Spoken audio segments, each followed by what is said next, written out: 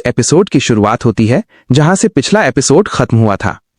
Mister Kong हमारे MC के पास आकर बात कर रहे होते हैं। ये देखकर मिस फैंग युक्सी अपने मन में सोचती है, यानमू, वो तो बस एक छोटा सा एम्प्लॉई है, वो कुछ ज्यादा खास काम भी नहीं करता, वो तो एक मामूली आदमी है। लेकिन उससे मिलने के लिए खुद यहाँ के बिग बॉस आए हुए हैं और उसके साथ मिस्टर यान कहकर बात कर रहे हैं। तभी मिस्टर कॉन्ग को मिस्टर एमए पीछे से आवाज लगाते हैं, ब्रदर कॉन्ग, लगता है कि आप कंफ्यूज हो गए हैं। आप एक बच्चे को बिग बॉस कैसे कह सकते हो? ये सुनने के बाद मिस्टर कॉन्ग कहते हैं, मिस्टर मा, आप किसी को उसके बुक के कवर के अनुसार जज नहीं कर सकते। ये बच्चा, जिसका नाम मिस्टर यान म्यू है, ये इंसान हमारी फिडेलिटी कंपनी का नया ओनर है। ये सुनते ही मिस्टर मा हैरान होकर कहते हैं, क्या कहा आपने? यही है वो पर्सन जिसने परसों कंपनी को खरीदा है और ये कंपनी का नया ओनर है? मिस्टर कॉन्ग कहते हैं, आपने सही कहा है, मिस्टर यान हमारी कंपनी के असली ओनर हैं। ये सुनते ही उस बूढ़े आदमी की पूरी पर्सनैलिटी बदल जाती है। वो हमारे एमसी के पास आकर चापलूसी करते हुए कहता है, मैंने जो आपसे बात कही थी उसे दिल पर मत लीजिए, लिटिल ब्रदर। नहीं मिस्टर यान, मुझे आपकी आइडेंटिटी के बारे में पता नहीं था, इसलिए आप ऑफेंडेड मत होइए। एमसी उसे इग्नोर करते हुए कहता है, मिस्टर कॉन्ग, चलिए यहां से, यहां पर हमें अपना टाइम वेस्ट नहीं करना चाहिए। तभी वह बूढ़ा आदमी घबराते हुए कहता है, आज जो कुछ भी हुआ उसमें मेरी ही गलती थी, इसलिए माफी के रूप में आप जो भी ऑर्डर देंगे मैं तुरंत वादा करता हूं कि उसे पूरा करूंगा। और इस इवेंट के बाद मैं आपको एक मील पर इनवाइट करना चाहता हूं। यह सुनकर एमसी कहता है, तुम्हारा नाम मा डोंग है ना? मिस्टर मा डोंग कहता है, हां, आपने सही कहा। उसके बाद एमसी एक दमदार और एटीट्यूड के साथ कहता है, दफा हो जाए यहां से, और फिर वो हॉल में चला जाता है। लेकिन पीछे मिस्टर एमए डांग वहीं खड़ा रहता है और मन ही मन गाली देते हुए कहता है, डैम लिटिल सन ऑफ ए बिच, मैंने तुझे थोड़ी सी इज्जत क्या दे दी, तू बदतमीजी पर आ गया। ठीक है, तुझे लगता है तू बहुत बड़ा बन गया है क्योंकि तेरे पास थोड़ा सा पैसा है, तो ठीक है, तू रुके रहना, आज मैं देखता हूं कि इस इवेंट में तेरी बेइज्जती कैसे करता हूं। फिर हम इवेंट का सीन देखते हैं। वहां एमसी और मिस्टर कॉन्ग एक साथ बातें कर रहे होते हैं। मिस्टर कॉन्ग पूछते हैं, मिस्टर यानमू, क्या आपने कोई टारगेट तय किया है कि किस कंपनी में आप इन्वेस्टमेंट करना चाहते हैं? एमसी थोड़ी देर सोचकर कहता है, मैंने अभी तक इसके बारे में सोचा नहीं। चलो देखते हैं इस इवेंट में कौन कौन सी कंपनियां आई हैं, फिर देखते हैं कि हम किसमें इन्वेस्ट करेंगे। वो अपने मन में सोचता है, यहां पर बहुत सारी बड़ी बड़ी कंपनियां पहले से लाइन लगाकर खड़ी हैं, मेरे लिए अपॉर्चुनिटी बहुत कम है। तभी वो कुछ नोटिस करता है।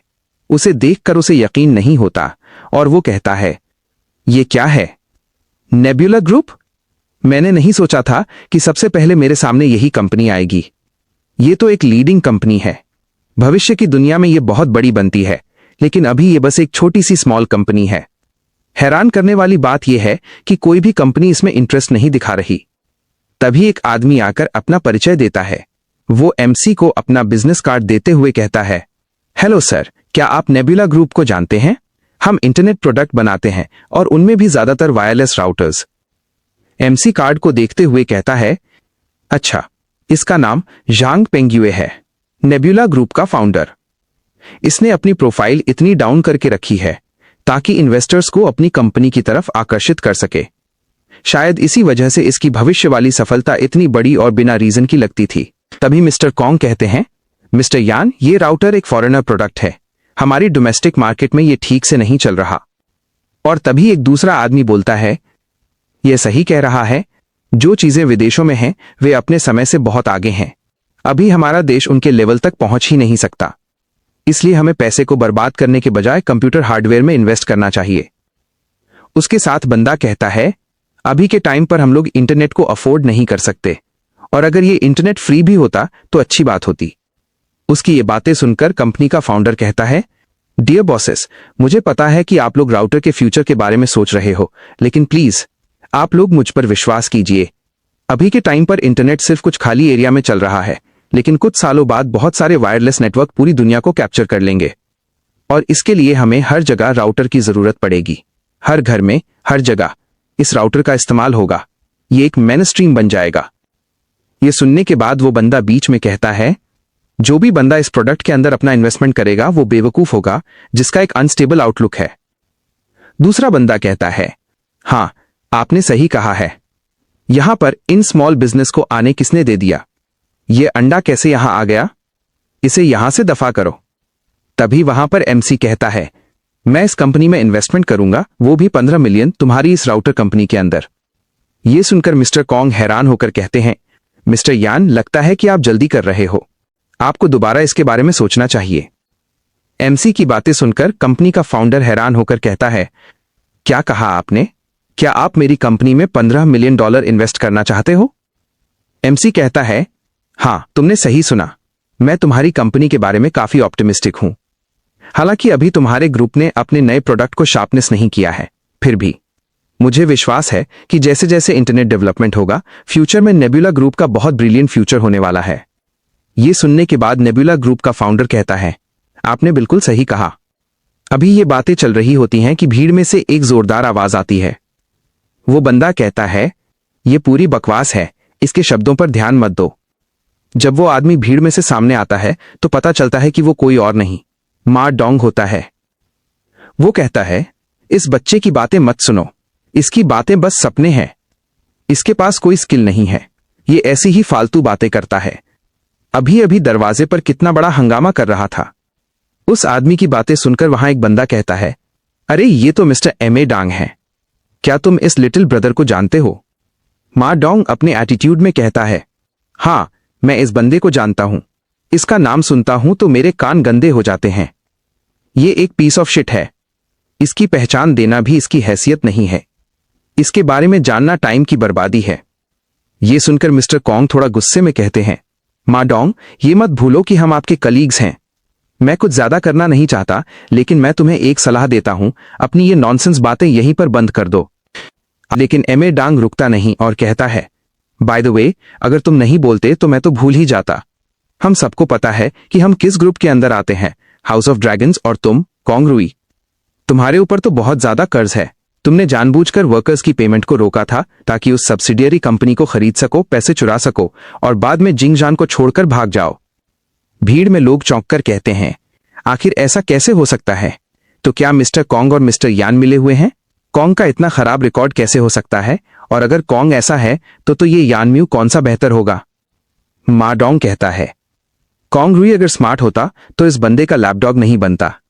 यह सुनकर मिस्टर कॉन्ग गुस्से में उस पर जाने ही वाले होते हैं, लेकिन एमसी उन्हें रोककर कहता है, क्या तुम इतने ज्यादा कॉन्फिडेंट हो कि तुम कह रहे हो कि मेरे पास $15 मिलियन इन्वेस्ट करने के लिए नहीं है? मा डोंग घमंड से कहता है, मैं मा डोंग हमेशा कॉन्फिडेंट रहता हूं, खासकर तुम्हारे जैसे बदतमीज आदमी के सामने। वो सोचता है, मैंने किसी भी अमीर परिवार के बच्चे का नाम यान म्यू नहीं सुना, और ये बच्चा जिसने फिडेलिटी कंपनी को खरीदा बताया जा रहा है, इसके पास इतने पैसे बचेंगे भी क्या? एमसी कहता है, अगर ऐसी बात है तो क्या तुम्हारी हिम्मत है मेरे साथ एक बेट लगाने की कि मैं अभी यही 15 मिलियन नेबुला कंपनी में इन्वेस्ट करूंगा और ये बेट फिडेलिटी के बारे में सच्चाई पर होगी? वो बूढ़ा आदमी चिल्लाकर कहता है, वो कहता है, तो ठीक है, तुम शर्त लगा रहे हो? तुम्हारे पास इतने पैसे नहीं हैं कि तुम इस कंपनी के अंदर इन्वेस्टमेंट कर सको, और मैं 100% श्योर हूं कि तुम ये शर्त पक्का हारने वाले हो। एमसी कहता है, अच्छा तो ऐसी बात है, लेकिन अगर तुम हारते हो तो तुम मेरे सामने घुटनों पर आकर अपनी गलती मानोगे, वो भी इस पूरे पब्लिक के सामने, और उसके साथ तुम अपने आप को 3 थप्पड़ मारोगे, और इसके साथ तुम हमें फिडेलिटी के बारे में साफ साफ क्लियरली बात बताओगे। और अगर मैं ये शर्त हारता हूं तो मैं वही चीज करूंगा जो मैंने अभी तुम्हें कहा। तो क्या ख्याल है, तुम्हें यह शर्त मंजूर है? यह सुनने के बाद वो बूढ़ा आदमी अपने मन में गुस्से से कहता है, यान मू, तुम्हारे पास इतने ज्यादा पैसे नहीं होंगे कि तुम नेबुला ग्रुप के अंदर इन्वेस्ट कर सको, लेकिन हर चीज में एक मिसफॉर्च्यून होता है। अगर मैं हार गया तो मेरी रेपुटेशन, मेरी इज्जत खत्म हो जाएगी। एमसी थोड़ा हंसते हुए कहता है, क्या हुआ, क्या तुम डर गए हो क्या? तभी पीछे से एक बंदा कहता है, मिस्टर मा, आप यहां सभी लोगों का बहुत टाइम वेस्ट कर रहे हो। इस तमाशे को देखकर क्या आप इन लोगों का मजा ऐसे ही खत्म कर दोगे? इस मौके पर क्या आप इस शर्त को एग्री नहीं करोगे क्या? फिर हमें बताया जाता है कि उस आदमी का नाम Tang Ning, the first family of जांगचंग city, the second youngest master of the Tang family का सदस्य है। मा डोंग उसे देखकर थोड़ा घबरा जाता है। वो कहता है, मिस्टर टैंग, आप यहां पर क्या कर रहे हो? एमसी उसे देखकर काफी शॉक हो जाता है। वो अपने मन में कहता है, ये बंदा Tang Ning, the head of the Tang family, ये इस सिटी का सबसे बड़ा आदमी है। मेरे ख्याल से नेबुला ग्रुप ने अपने रॉ मटेरियल्स इसी आदमी की फैमिली से खरीदे थे। अगर मैं इसके साथ अपना रिश्ता अच्छा बना लूं तो भविष्य में नेबुला ग्रुप का और बढ़िया डेवलपमेंट होगा, फायदा ही फायदा। मिस्टर टैंग कहते हैं, तुम लोगों को मेरे बारे में चिंता करने की कोई जरूरत नहीं है, तुम लोग आगे बढ़ो। एमए डोंग, क्या हुआ? मा डोंग कहता है, मिस्टर टैंग, आप मजाक कर रहे हो ना? हम यहां पर बस ऐसा ही कुछ बेवकूफी का काम नहीं कर रहे हैं। आप मुझे माफ कर दीजिए आपको हंसाने के लिए। अब मिस्टर टैंग सीरियस होकर कहते हैं, मा डोंग, ये मजाक की बात नहीं है। आज यहां मुझे एक इंटरेस्टिंग चीज देखने का मौका मिला है। मैं यहां इसलिए आया हूं और तुमने इसे आसानी से खत्म कर दिया। क्या तुम्हारी मेरे साथ कोई गड़बड़ है? यह सुनकर एमए डांग काफी डर जाता है।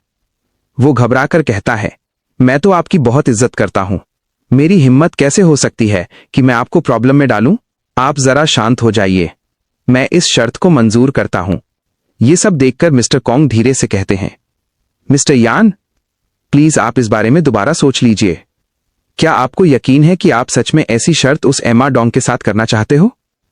एमसी कहता है, हां जरूर, मैं ये शर्त करना चाहता हूं।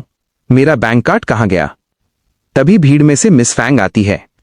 वह चिल्लाकर कहती है, यान मू, क्या तुम पागल हो गए हो?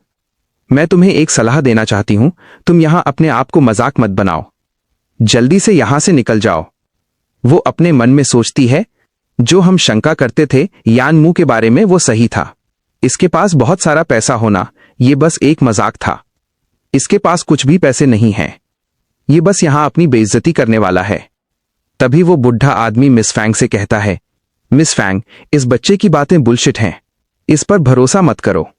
ये सब यहां तक आ चुका है और ये बच्चा अभी भी हार नहीं मान रहा। तुझे मालूम है तेरी सबसे बड़ी गलती क्या है? उसे सुधारने के बजाय तुम यहां अपना टाइम वेस्ट कर रही हो। एमसी तुरंत कहता है, अरे मिल गया मेरा कार्ड। फिर एमसी कहता है, तो ठीक है मिस्टर जैंग, एक इंसानियत होना एक बात है और एक बिजनेस करना दूसरी बात। बिजनेस ऑनेस्टी और भरोसा पर चलता है। देखो ये रहा मेरा कार्ड, इसमें वो पैसे हैं। अगर तुम मुझे कोऑपरेट करने के लिए तैयार हो तो मैं अभी तुरंत ये पैसा तुम्हारी कंपनी के अकाउंट में ट्रांसफर कर दूंगा। ये सुनकर नेबुला ग्रुप का ओनर बहुत खुश हो जाता है। वो कहता है, क्या कहा? हां, मैं इस बात पर एग्री करता हूं। वो इतना खुश होता है कि उसे याद आता है कि इस इवेंट में कोई भी कंपनी उसके ब्रांड के लिए इन्वेस्टमेंट नहीं कर रही थी। वो अपने मन में सोचता है, आदमी सीधा साधे कपड़े पहनकर यहां पर आया है। वो एक आम आदमी जैसा दिख रहा है, उसकी पर्सनालिटी में एक ट्रस्टवर्दी पर्सन लग रहा है। इसी बीच वो बुढ़ा आदमी हमारे एमसी का कार्ड उसके हाथों से छीन लेता है।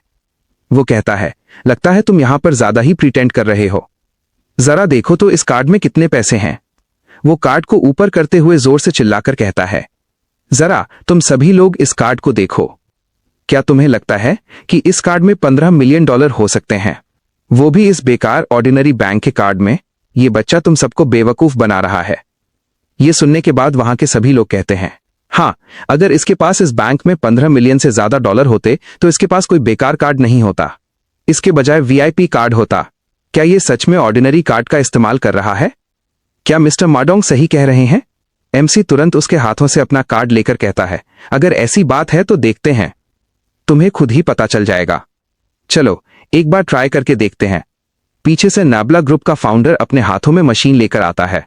वो कहता है, मिस्टर यान, आप यहां पर अपना कार्ड इस्तेमाल कर सकते हैं।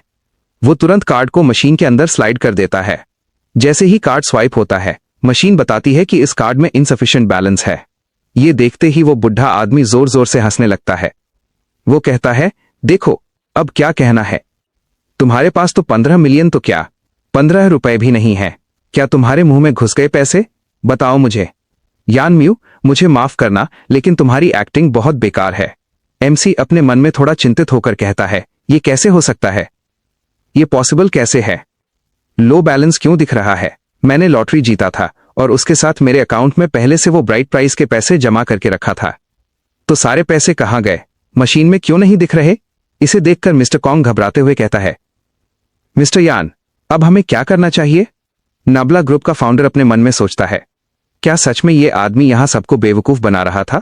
लेकिन जो भी ये कह रहा था वो झूठ जैसा नहीं लग रहा था। तभी वो बुढ़ा आदमी एमसी को और चिढ़ाने की कोशिश करता है।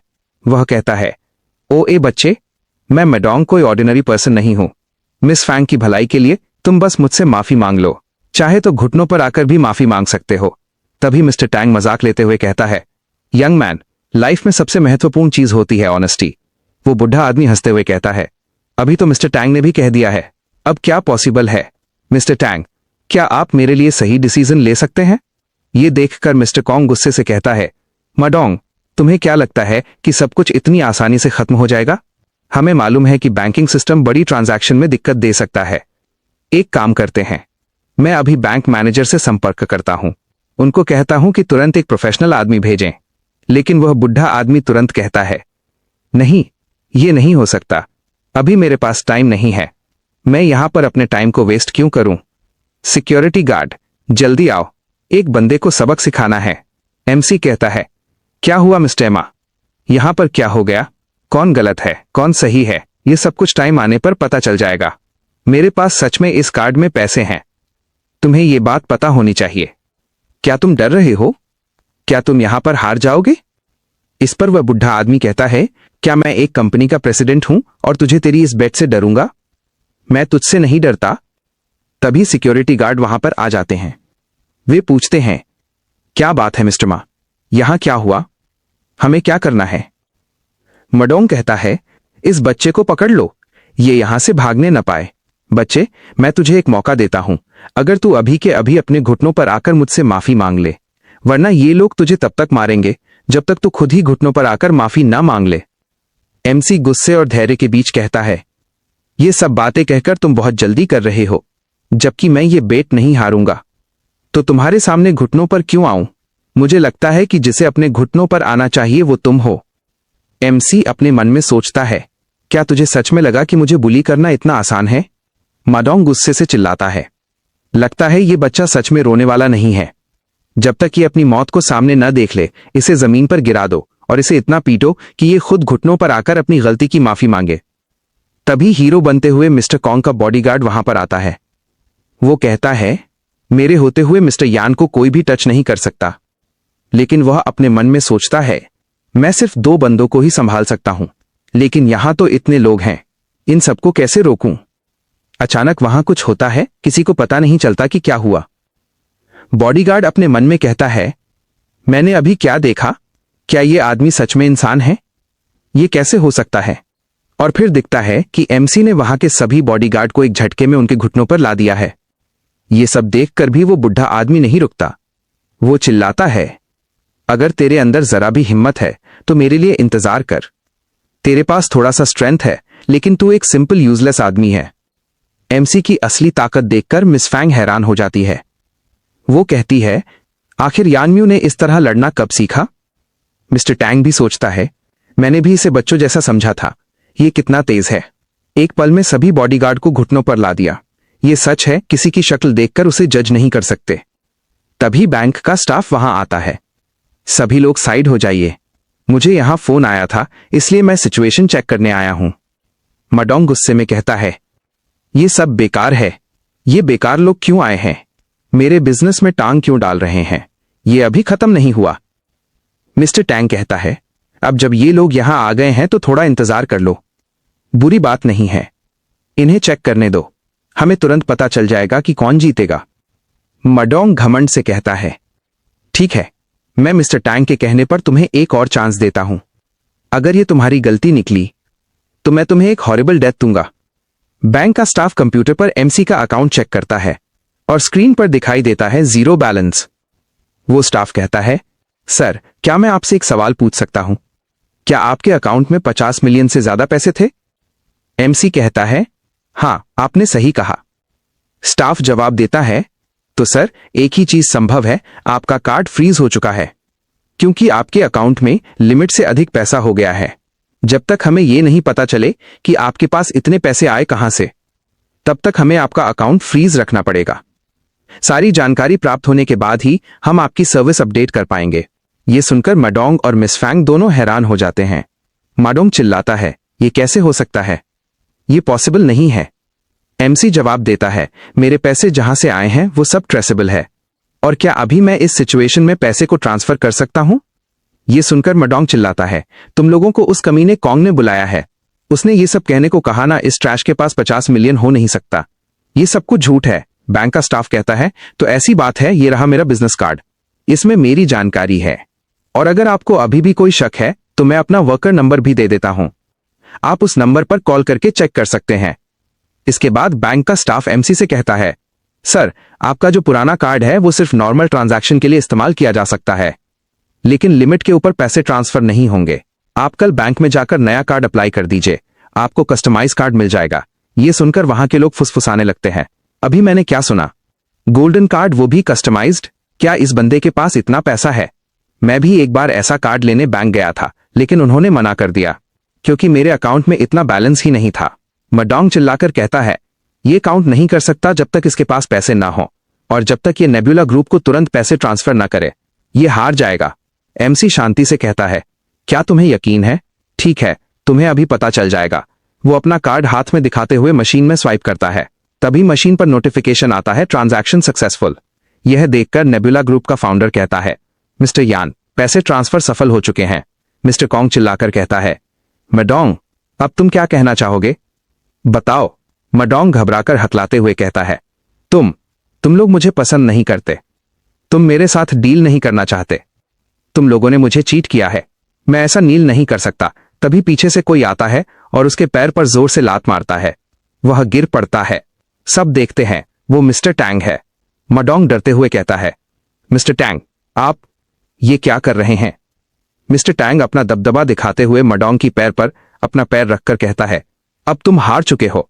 और कुछ देर पहले कौन कह रहा था कि अपनी गलतियों को मानना चाहिए, फिर भी तुम अपनी गलती नहीं मान रहे हो। और अब बोलो क्या कहना है, मेरे टाइम को वेस्ट मत करो। माडोंग घबराकर तुरंत घुटनों पर बैठ जाता है और खुद को थप्पड़ मारते हुए कहता है, अभी जो कुछ हुआ वो मेरे घमंड के कारण था, मेरी आंखें सच नहीं देख पाईं। मैं मिस्टर यान को अब कभी भी प्रोवोक नहीं करूंगा, कृपया मुझे माफ कर दीजिए। एमसी कहता है, क्या तुम कुछ और भूल नहीं रहे हो? माडोंग कहता है, नहीं, मैंने शर्त के अनुसार नील कर लिया, खुद को थप्पड़ भी मार लिया और माफी भी मांग ली है। एमसी ठंडे स्वर में पूछता है, और फिडेलिटी के सच के बारे में, क्या तुम सारे दोष मिस्टर कॉन्ग पर डालने वाले हो? ये सुनकर मिस्टर कॉन्ग खुश होकर कहता है, अब सच्चाई सामने आएगी। थैंक यू मिस्टर यान। तभी माडोंग टूटते हुए सच बताता है, मैंने कहा था, फिडेलिटी को किसी ने खरीद लिया था और मैं कॉन्ग से जलता था क्योंकि वो अपने सारे खर्च आसानी से उठा लेता था। इसलिए मैं पहले जो भी बकवास कर रहा था वो सब मेरी जलन की वजह से था। मैंने सब जो भी कुछ कहा था वो सब कुछ झूठ था। पीछे के लोग ये सुनने के बाद कहते हैं, ये अच्छा तो हुआ, ये सब पहले ही हो गया था। तभी माडोंग वहां पर खड़ा होकर अपने मन में गुस्से से कहता है, यान मू, मैं तुम्हें हमेशा याद रखूंगा। तूने मेरे साथ जो कुछ भी किया, जल्दी ही मैं उसे 2 गुना वापस करने वाला हूं, तुम देखते जाना। और उसके साथ जो पीछे लोग थे वे कह रहे थे, इस जैसे घटिया इंसान के साथ आपसे कोई भी बिजनेस नहीं करेगा। तभी नबेला ग्रुप के फाउंडर एमसी से कहते हैं, मिस्टर यान, आपका शुक्रिया कि आपने हमारी कंपनी में इन्वेस्ट करने का फैसला किया, हम आपको निराश नहीं करेंगे। एमसी वहां पर मिस्टर टैंग से कहता है, आपकी मदद के लिए शुक्रिया, अगर आपको भविष्य में किसी भी चीज की जरूरत पड़े तो आप मुझसे कह सकते हैं। तभी वहां पर एमसी को देखकर मिस फैंग अपने मन में कहती है, यान मू, वो तो सच में बहुत ज्यादा बदल चुका है, लेकिन अगर वो नहीं होता तो मैं इस घटिया इंसान के साथ कभी भी यहां नहीं आती। उसके बाद वो अपनी मां की कही हुई बातें याद करती है।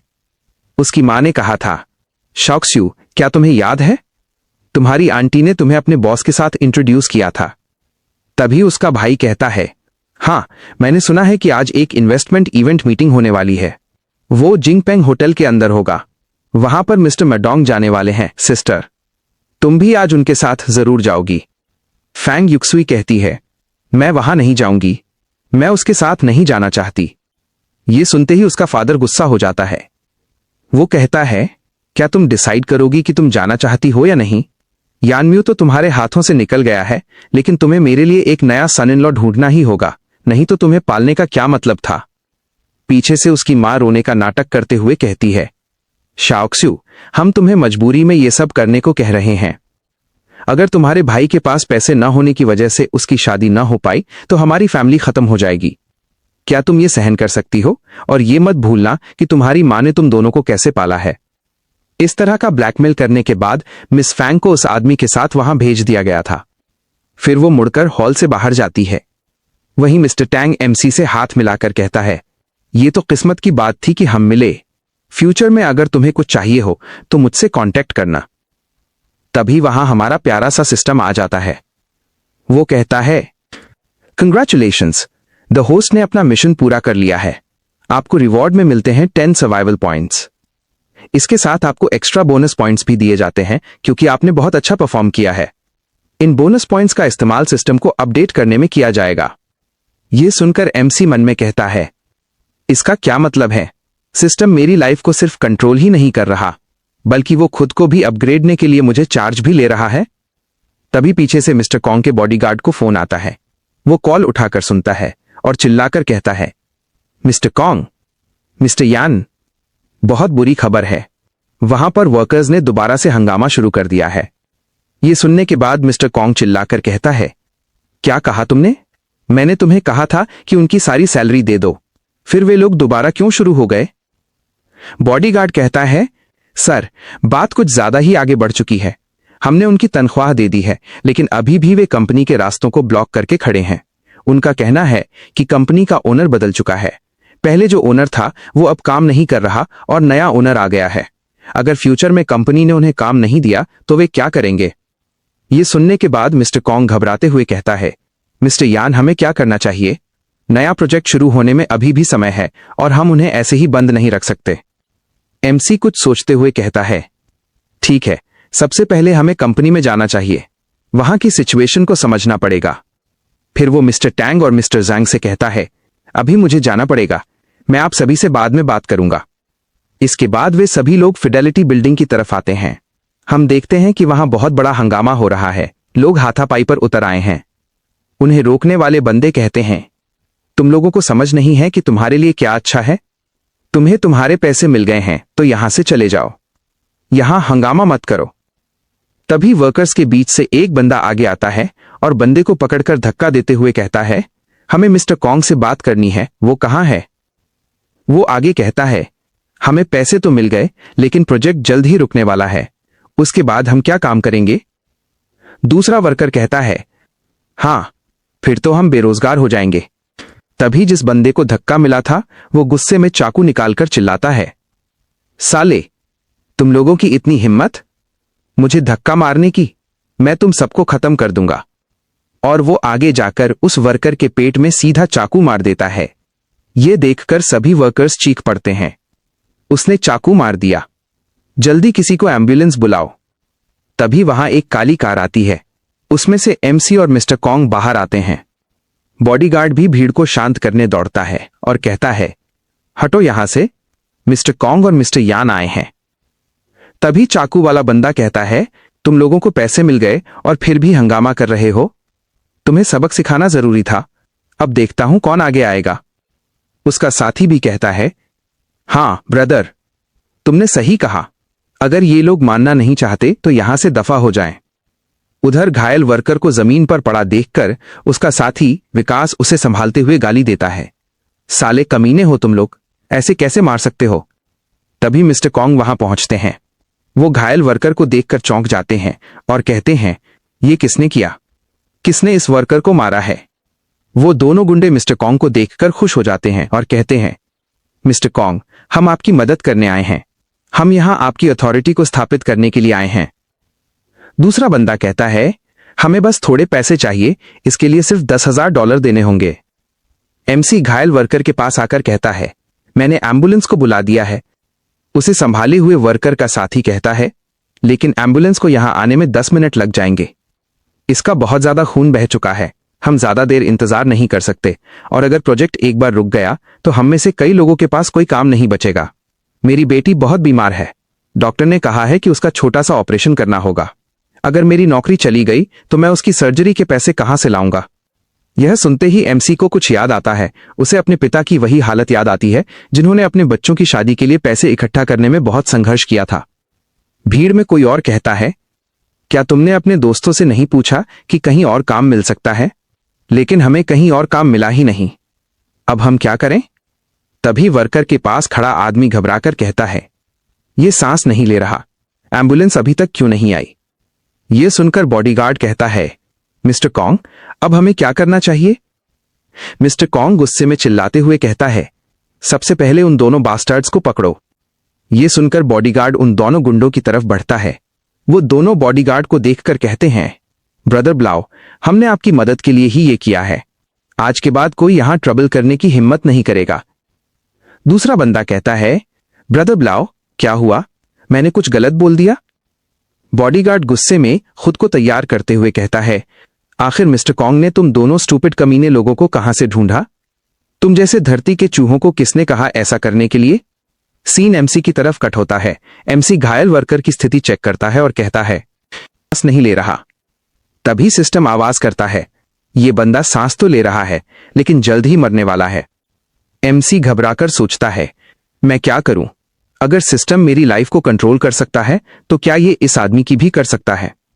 क्या ये इसे बचा सकता है? एमसी सिस्टम से पूछता है, क्या कोई रास्ता है? सिस्टम के पूरी तरह अपग्रेड होने के बाद उसके सामने सिस्टम स्टोर खुल जाता है। एमसी हैरान होकर कहता है, ये क्या है? सिस्टम बताता है, इस स्टोर में रेजरेक्शन मेडिसिन उपलब्ध है, इसे सर्वाइवल पॉइंट से खरीदा जा सकता है। एमसी कहता है, लेकिन मेरे पास तो सिर्फ 3 पिल्स हैं, स्ट्रेंथ, एजिलिटी और स्टैमिना। ये सब बेकार है। कोई दूसरा रास्ता है क्या? सिस्टम जवाब देता है, होस्ट अपने सर्वाइवल पॉइंट्स का इस्तेमाल करके इस वर्कर की लाइफ कुछ मिनटों के लिए बढ़ा सकता है ताकि एम्बुलेंस आने तक इसे बचाया जा सके, लेकिन इसके लिए 12 सर्वाइवल पॉइंट्स खर्च होंगे। एमसी तुरंत कहता है, ठीक है, इसे इस्तेमाल करो। इससे क्या फर्क पड़ता है? मैं इसे ऐसे मरते हुए नहीं देख सकता। उन 2 पागलों की वजह से इसकी मौत कंपनी को और बड़ा नुकसान पहुंचा देगी। सिस्टम बताता है, होस्ट के 12 सर्वाइवल पॉइंट्स का इस्तेमाल किया गया है। अब आपके पास 11 पॉइंट्स बचे हैं। धीरे धीरे घायल वर्कर की सांस वापस आने लगती है। उसे पकड़े हुए बंदा चिल्लाता है, यह सांस ले रहा है, जल्दी करो, मदद करो, एम्बुलेंस बस आने ही वाली है। उधर बॉडीगार्ड उन दोनों गुंडों को पकड़कर मिस्टर कॉन्ग के सामने फेंक देता है। वह कहता है, ये रहे वो दोनों कचरे, इनकी वजह से वर्कर्स की हालत ऐसी हुई है। उनमें से एक बंदा कहता है, मिस्टर कॉन्ग और ब्रदर भी आओ, हम सब ये कंपनी की भलाई के लिए कर रहे थे, आप हमारे साथ इस तरह का व्यवहार नहीं कर सकते। तभी उसकी नजर तुरंत एमसी के ऊपर जाती है। एमसी उन दोनों की बातें सुनकर कहता है, क्या कहा तुमने? ये सब कंपनी के भलाई के लिए किया है? वह गुंडा तुरंत कहता है, अरे तो तुम हो, तुम वही बच्चे हो ना जो हमसे कह रहा था कि तुम हमें 3 दिनों के अंदर पैसे देने वाले हो। क्या हुआ? पैसे जमा नहीं हुए क्या? इसलिए तुम यहां मिस्टर कॉन्ग के सामने माफी मांगोगे? वो ये भी हंसते हुए कहता है। ये सुनकर मिस्टर कॉन्ग कहते हैं, ये क्या है मिस्टर यान? ये बंदा क्या कह रहा है? मुझे कुछ समझ नहीं आ रहा है, आप मुझे बता सकते हैं? एमसी शांत होकर कहता है, आप इन्हें पूछ सकते हैं। बॉडीगार्ड तुरंत उसके पैर पर पैर रखते हुए कहता है, तुम्हारा बहुत हो गया है, इस तरह का स्माइल करना बंद करो और सीधे तरीके से बताओ कि तुम क्या कहना चाहते हो। ये सुनने के बाद वो तुरंत कहता है, रुको जरा, मुझे मत मारो। इस बच्चे की आंटी ने मैजो खेला था और उसने $500,000 का लोन लिया था। उसने कहा था कि ये उसे सभी पैसे वापस कर देगा और कल इसका आखिरी टाइम है। दूसरा बंदा कहता है, हाँ मिस्टर कॉन्ग, इससे फर्क नहीं पड़ता कि ये बच्चा पैसा दे या ना दे। इसकी सिस्टर बहुत ज्यादा ब्यूटीफुल है, हम उसे ब्लैक मार्केट में बेचकर कम से कम 1 मिलियन तो कमा ही सकते हैं। ये सुनकर मिस्टर कॉन्ग गुस्से से चिल्लाते हैं, क्या तुमने मेरी कंपनी को कोई ब्लैक एस क्लब समझ रखा है? क्या तुम लोग मुझे बदनाम करना चाहते हो? फिर वो एमसी की तरफ देखकर कहते हैं, मिस्टर यान, क्या आपको इस कंपनी की सिचुएशन पहले से मालूम है ना? माडोंग ने मुझसे कहा था कि उसके पास एक आइडिया है जिससे पैसा कमाया जा सकता है और मैं उसके साथ मिल गया था। मेरे पास कोई और रास्ता नहीं था, इसलिए मैंने इनको जाने दिया, लेकिन मैं किसी को हट नहीं लगवाना चाहता था। यह सुनकर एमसी सीरियस लुक में कहता है, क्या कहा माडोंग? कोंग घबराते हुए कहता है, हाँ, लेकिन अब फिडेलिटी ग्रुप आपका है और कोई फॉरेन डेट भी नहीं बचा है। तभी एमसी तुरंत उस गुंडे के पास जाकर उसे लात मारता है। ये देखकर सभी वर्कर्स चकित हो जाते हैं। उनमें से एक वर्कर कहता है, अरे यही तो वो दो लोग हैं जो हमारी सारी वर्कर्स को bully कर रहे थे। ये सच में कोई हेवन का फरिश्ता तो नहीं? क्या ये सच में यंग मैन हमारी कंपनी का नया ओनर है? तभी वहां एम्बुलेंस आ जाती है। वर्कर्स चिल्लाते हैं, देखो देखो, एम्बुलेंस आ गई। डॉक्टर नीचे उतरकर कहते हैं, हट जाओ, हमें आगे जाने दो, सभी लोग रास्ता छोड़ दो। डॉक्टर वर्कर को चेक करते हैं और कहते हैं, ये अभी भी जिंदा है, इसे खून की जरूरत है, इसे तुरंत अस्पताल ले चलो। उसे अस्पताल ले जाते समय मिस्टर कॉन्ग मन में कहते हैं, लकीली ये जिंदा है, इसे ज्यादा नहीं हुआ। अब आगे क्या करना है और क्या अरेंज करना है? ये सुनकर एमसी कुछ सोचकर कहता है, सबसे पहले हमें इन वर्कर्स को शांत करवाना होगा। आज हम जिस प्रोजेक्ट पर काम कर रहे हैं उसके लिए किसी अन्य इंजीनियर टीम की जरूरत नहीं है, इसलिए काम की चिंता करने की कोई आवश्यकता नहीं है। वर्कर्स कहते हैं, तुम लोगों ने पहले हमारी 6 महीने की सैलरी रोक दी थी और अगर हम दोबारा यहां काम करेंगे तो अगली बार तुम लोग हमारी सैलरी लेकर भाग जाओगे, तब हम तुम्हें कहां ढूंढेंगे? एमसी उन्हें शांत करते हुए कहता है, तुम लोगों को चिंता करने की कोई जरूरत नहीं है। कंपनी एक कॉन्ट्रैक्ट बनाएगी ताकि यह सुनिश्चित हो सके कि तुम्हारी सैलरी तुम्हें मिल जाएगी, और तो और तुम्हारी पर्सनल सेफ्टी का भी ध्यान रखा जाएगा, और साल के अंत में तुम सभी लोगों को डिविडेंड भी मिल जाएगा। एमसी अपने मन में कहता है, मेरी पिछली लाइफ में मेरे फादर की टांग टूट गई थी, वो भी कंस्ट्रक्शन साइट पर, और कोई भी प्रकार का कॉन्ट्रैक्ट नहीं था। इसकी वजह से कोई कंपनसेशन भी नहीं मिला। उसी वक्त से वो लंगड़े हो गए और उनकी जॉब भी चली गई। ये बात सुनकर एक वर्कर खुश होकर कहता है, मैंने सुना है कि जो लोग डिसेंटली वर्क करते हैं वो कंपनी के साथ एक कॉन्ट्रैक्ट साइन कर सकते हैं, और अगर कॉन्ट्रैक्ट हो गया तो हम लोग पब्लिक सिक्योरिटी ब्यूरो के अंदर केस भी फाइल कर सकते हैं। दूसरा कहता है, ये बात सच है, लेकिन कहीं हमारे साथ ये झूठ तो नहीं कह रहा? ये दृश्य देखकर मिस्टर कॉन्ग का बॉडीगार्ड कहता है, मिस्टर कॉन्ग, मैंने पहली बार किसी को ये बातें करते सुना है कि ये वर्कर से कॉन्ट्रैक्ट साइन करवाएगा और उन्हें डिविडेंड भी देगा। मिस्टर कॉन्ग कहते हैं, हाँ, मैंने भी पहली बार ये सब सुना है, लेकिन इसके बिना अब तक कंपनी पूरी तरह खत्म हो जाती। ये अमीर है, कैपेबल है, और आज जो इस डेट में इसने कंपनी में इन्वेस्ट किया है वो ऐसी बातें खाली बोलकर नहीं करेगा, शायद। बॉडीगार्ड पूछता है, बाय द वे, इन दोनों गुंडों का क्या करना है? मिस्टर कॉन्ग कहते हैं, ये सब मिस्टर यान संभाल लेंगे, इन्हें कैसे डील करना है ये वही तय करेंगे। हमें सबसे पहले अपनी कंपनी की रेपुटेशन बचानी है। फ्यूचर में हमारी कंपनी को किसी भी प्रकार की समस्या नहीं होनी चाहिए। एमसी कहता है, और हां, उस सीवियर वर्कर जिसे आज चोट पहुंची है उसके सारे मेडिकल खर्च कंपनी देगी, ताकि ऐसी सिचुएशन दोबारा कभी ना आए। ये सुनकर कॉन्ग कहते हैं, ठीक है मिस्टर यान, ये सब मैं संभाल लूंगा, ये मेरी गारंटी है, आज के बाद ऐसा दोबारा कभी नहीं होगा। एमसी कहता है, तो ठीक है, अब मैं वापस चलता हूं।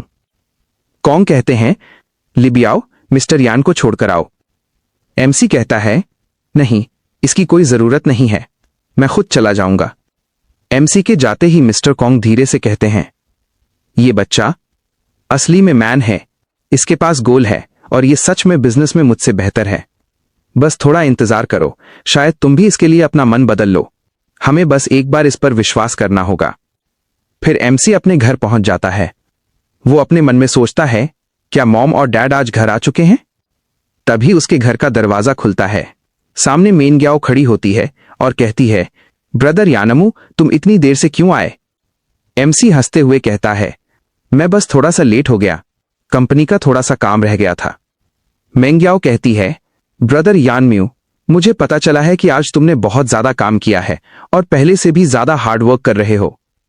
क्या इसलिए क्योंकि तुम सिस्टर फैंग युक्सू से शादी करने वाले हो, ताकि तुम उसकी जो ब्राइड प्राइस है उसे डबल कर दो? ये सुनने के बाद एमसी हंसते हुए मेंग्याओ के सिर पर हाथ रखते हुए कहता है, तुम्हें इतना ज्यादा मजाक करने की जरूरत नहीं है, कल मैं तुम्हें कहीं अच्छी जगह लेकर जाऊंगा। फिर वो अपने मन में सोचता है, मेंग्याओ की विश थी कि वो एक बड़े घर में रहे और अब फाइनली वो अपनी विश पूरी कर सकती है। मेंग्याओ पूछती है, ब्रदर यानमू, हम कहां जा रहे हैं? क्या तुम मुझे अभी बता सकते हो? एमसी कहता है, अभी नहीं, मैं तुम्हें कल लेकर जाऊंगा। अभी बहुत देर हो चुकी है और मुझे आराम करना है, बहुत लेट हो गया है। फिर वो अपने रूम में चला जाता है, लेकिन पीछे से मेंग्याओ अपने मन में सोचती है, ब्रदर यानमू, इन कुछ दिनों में कुछ ज्यादा ही मिस्टीरियस हो गए हैं। ऐसा लगता है कि ये पूरी तरह किसी अलग ही पर्सनालिटी में बदल चुके हैं। एमसी अपने रूम में जाकर बेड पे लेट जाता है।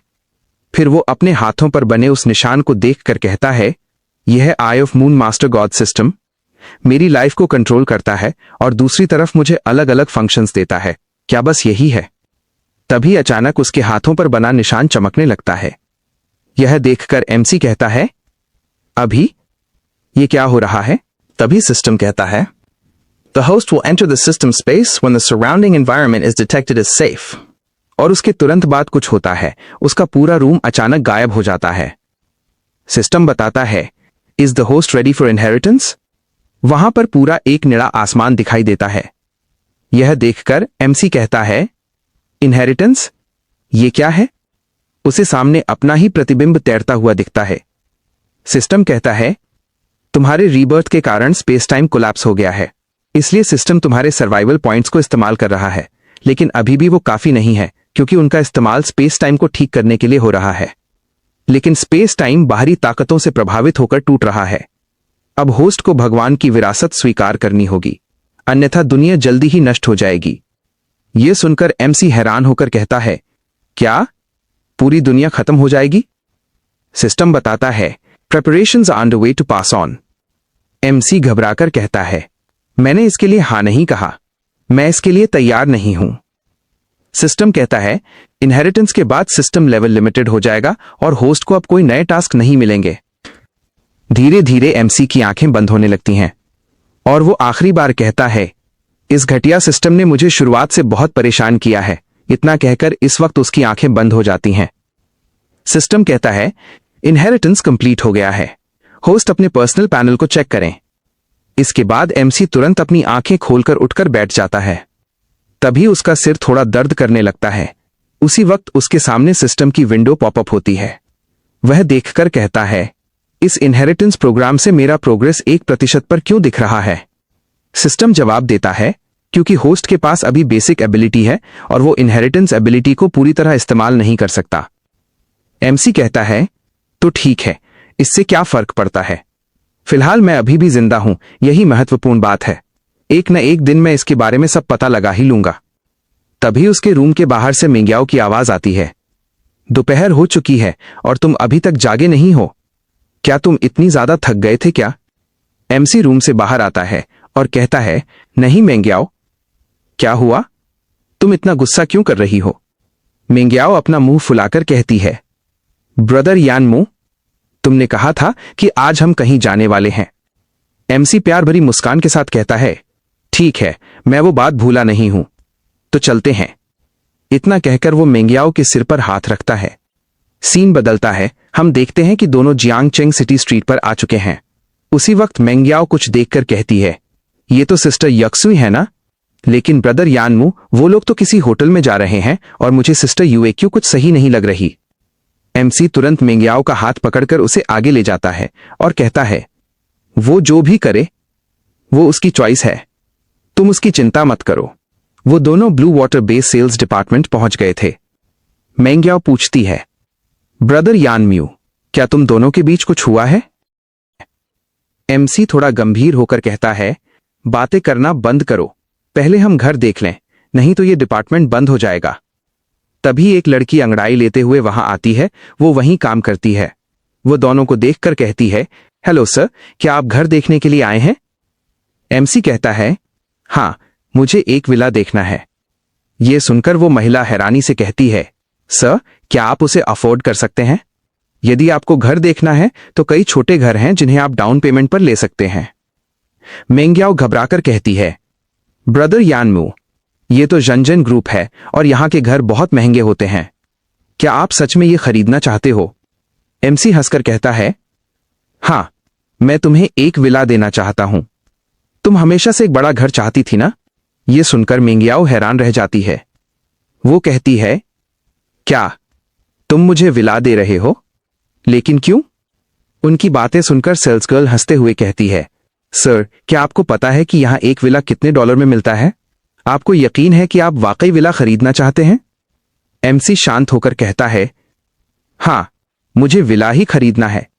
उसकी बात सुनकर वहां मौजूद अन्य लोग भी उत्सुक होकर इकट्ठा होने लगते हैं, ये देखने के लिए कि ये आदमी सच में क्या करने वाला है। यह देखकर मेंग्याओ घबराकर कहती है, ब्रदर यानमू, क्यों ना हम यहां से चले जाएं?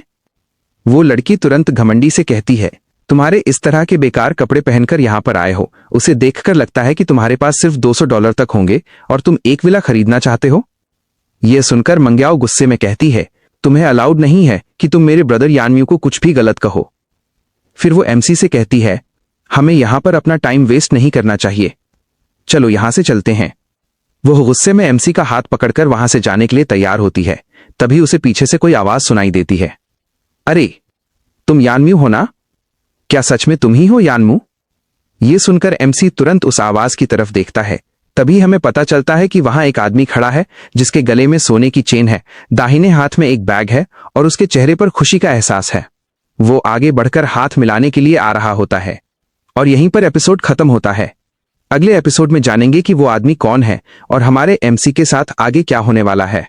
अगर आपको ये वीडियो अच्छी लगी हो तो लाइक जरूर करना, चैनल को सब्सक्राइब करके अपने भाई को थोड़ा सपोर्ट देना और हाँ, कमेंट में जरूर बताना, कमेंट सेक्शन में अपनी राय जरूर देना। मैं हर एक कमेंट पढ़ता हूं। तो मिलते हैं नेक्स्ट वीडियो में और नेक्स्ट पार्ट में देखेंगे कि तब तक के लिए टेक केयर, कीप सपोर्टिंग और हमेशा की तरह मुस्कुराते रहो और एनिमी देखते रहो।